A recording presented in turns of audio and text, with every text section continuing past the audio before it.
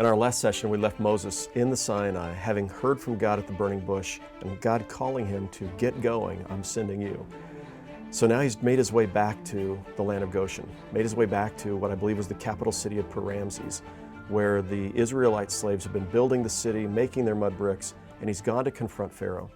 I want to say just a word about who this Pharaoh was. So scholars debate which Pharaoh, actually scholars debate when it was that Moses lived. Did he live in the 1400s?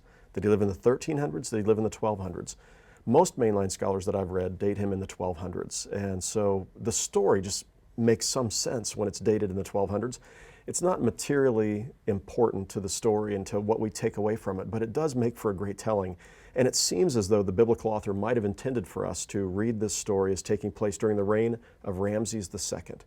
Now, as we think about Ramses II, his fingerprints are all over Egypt. He was building and reigning in a golden era for Egypt, and he was building more building projects than any other pharaoh. In fact, when you go across Egypt, you'll find more evidence of Ramses II than any other pharaoh. You'll see his buildings, you'll see his statue, you'll see his cartouche all over the place.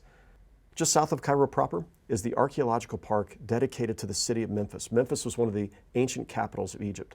And there you'll find a massive statue that was commissioned by Ramses II. And that massive statue probably stood 40 to 45 feet tall. Now it lies on its back. It's about 33 feet remain of the statue. And what it reminds me of, you find statues like this all over Egypt. It reminds me of something about this man, Pharaoh Ramses II.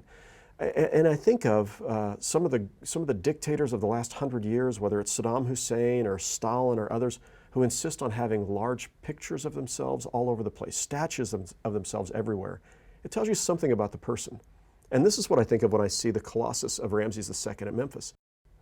By the way, when you're in the Valley of the Kings near Thebes, you have a chance to actually visit Ramses II's grave.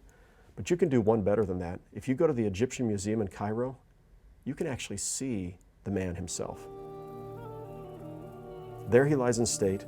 You see even his hair, it's a reddened color because of the chemicals that were used in the embalming. His fingernails carefully manicured. This is not some fictional figure.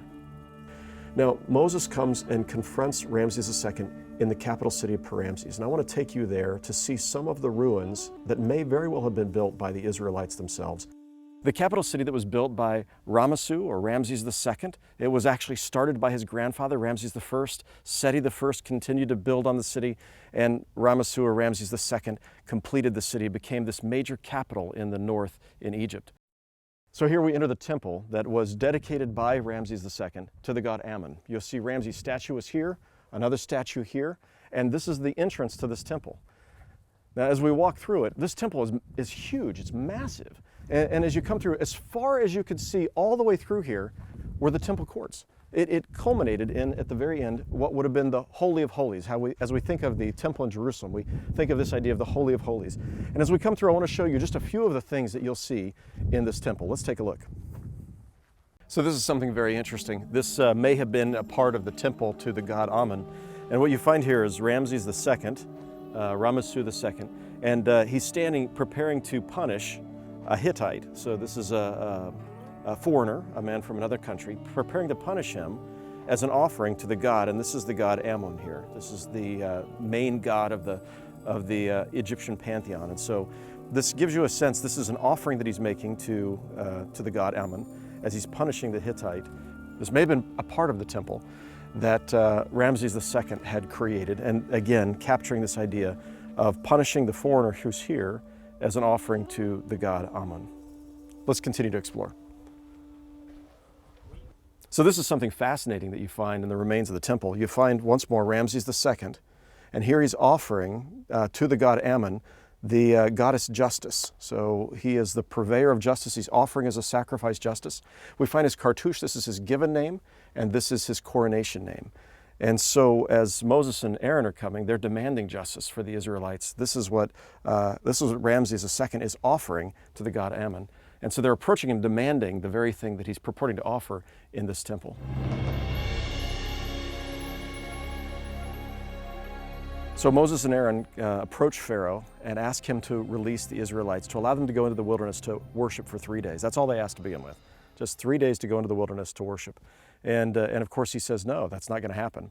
And he says, if they have so much time that they can go and worship in the wilderness, they can be making more bricks, or they can be doing more work. And so as a sort of punishment for even asking, he now said, we're no longer going to supply the straw with the mud for you to make the bricks. You've got to go get the straw yourselves and start making the bricks.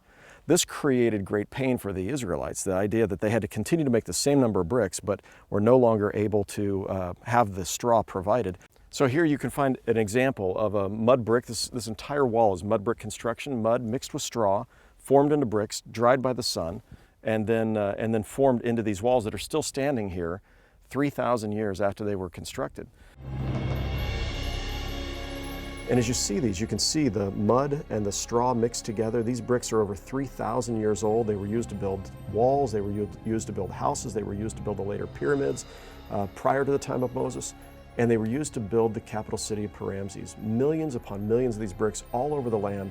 And you can't help but hold them in your hands and think, I wonder if the Israelite slaves built these particular bricks, these mud bricks. And so once more, Moses and Aaron approach God, ask God, what should we do? And then that ultimately results in God saying, I want you to go back and tell Pharaoh that unless he's willing to let the Israelites go free, plagues are coming. Something horrible's coming. And ultimately, of course, this was a battle between the God of Moses and the gods of Egypt.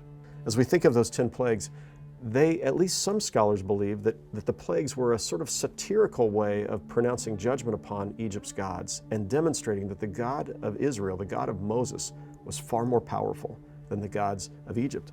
So I'll just remind you of the plagues. The first of the plagues was the water turning to blood. And there was a god of the Nile River, Hapi was his name. And this demonstrated Yahweh's power over Hapi. And so Moses confronted Pharaoh by the Nile.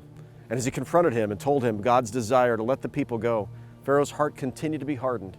And so it was that Moses took his staff and he struck the waters of the Nile River. And the waters turned blood red, and the people could no longer drink from them anymore, and the fish began to die in the river. And yet still, after all of this, Pharaoh's heart remained hard, and he would not let God's people go.